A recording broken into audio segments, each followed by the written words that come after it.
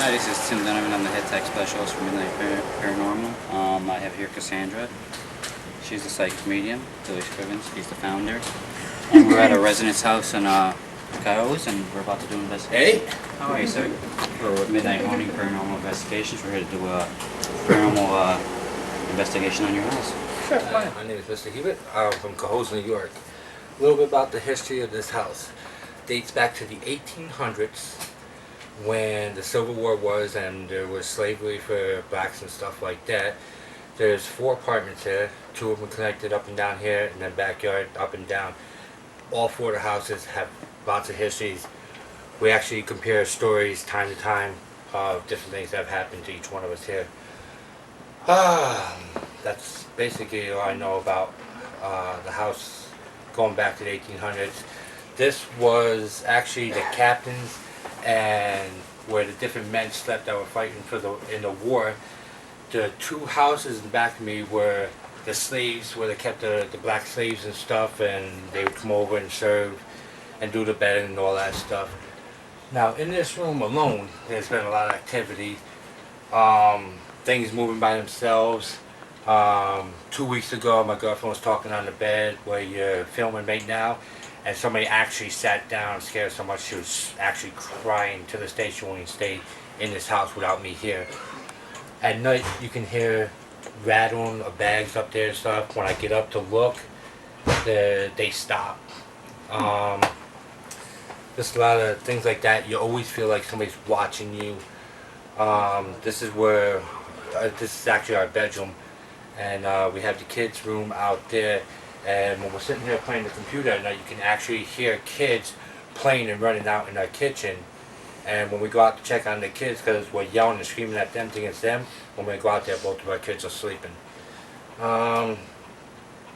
If you want to move out, I mean, there's other stories, but I know I don't want to keep you waiting, so we'll move out here. In this room, about 2, 3, 4 weeks ago, something like that. In this room right here, this happened like 2 or 3 weeks ago.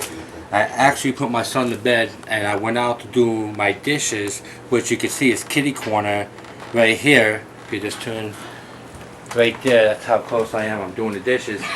I actually seen my son, which I thought was my son, get out of bed, and I yelled at him, and I guess he went back to bed. And a few minutes later I yelled at him again because I seen him again.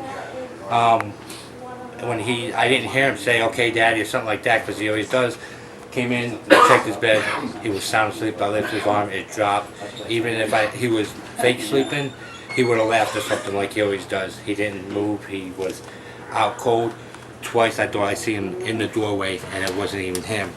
That's about doing things for that room.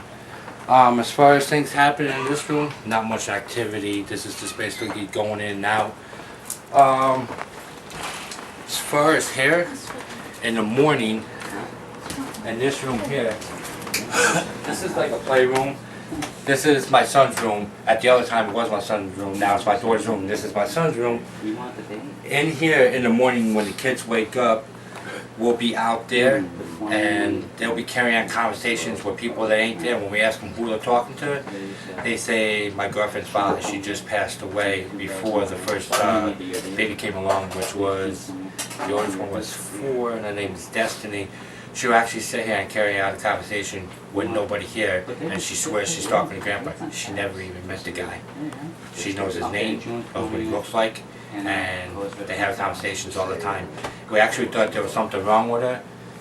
Actually, after all the things that's happened in 2.5 years of me living here, we actually believe that she's talking to her grandfather. Alright. Moving out to the kitchen.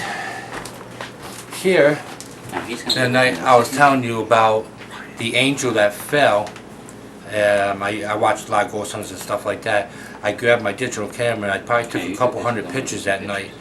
And what we captured was, one of the pictures that I showed you was, we captured a baby in the bathroom, as you guys already seen. And we, probably in about 10 to 15 shots, we caught a white mist. Now, I showed you all the places where the white mist were. I went back to those same places that we had the pictures, and I took them again to make sure that there wasn't a smudge on the camera or something, and as you see, they all came out clear the second time around. I showed a bunch of you guys already that. There was a mist here. I took the second picture. They all came out clear, and throughout the house you had several pictures. In here, this is the place where I'm going to say most activity in the whole house happens. Believe it or not, it's the tiniest room at the whole place. This is my bathroom, as you can see. Now, the picture that I showed that he caught was a baby up in the air up there, which you guys already seen the picture. To this day, I probably showed about 50 people it. Some see a little girl, some see a little boy. The lady downstairs says she sees an 8-year-old girl. So even though we all agree that it's a baby and somebody young, not everybody agrees on what it is, but we all agree that it's a human-shaped head and shoulders and stuff. Now, some of the activities that happen here, the most dangerous one in 2.5 years that I lived here was, if you look up here, there used to be a glass bulb, and it turns in here, so you know you can't fall out. Now, I'm not going to be rude or nothing, but my cousin was over here one night with my girlfriend. We were playing on the computers, and he works the overnight shift, so he's used to being up all night.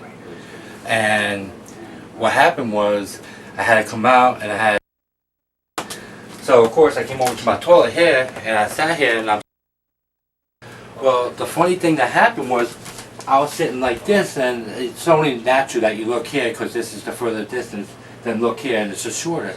So I'm sitting here, and for some reason a bug or something caught my eye over here. Just as I turned this way, my light fell down to here, hit here, smashed, went all over my face. I truly believe that if I didn't turn this way, I truly believe I'd be blind today. That's the most dangerous thing that's ever happened that we feel that is paranormal. Some of the other things that have happened in here is also mist, noises. I was shaving in the bathroom one day. I actually watched my drain pipe from my wash and dryer come up, and the bottom there do a circle mid-air, and I thought it was my mind playing tricks at me, because I was, I could see it in the mirror. So what I did was I said, well, I'll jump over it like this and it'll be gone. But when I did that, it was up here and it was still slowly going down. Now when it settled back down, I tried to grab this, and no matter how hard you grab this, that would not come up. And I have a lot more stories, but let's see what we can get tonight. Hopefully, guys, you can show me that there's something here, because we actually think we're going crazy. Alright.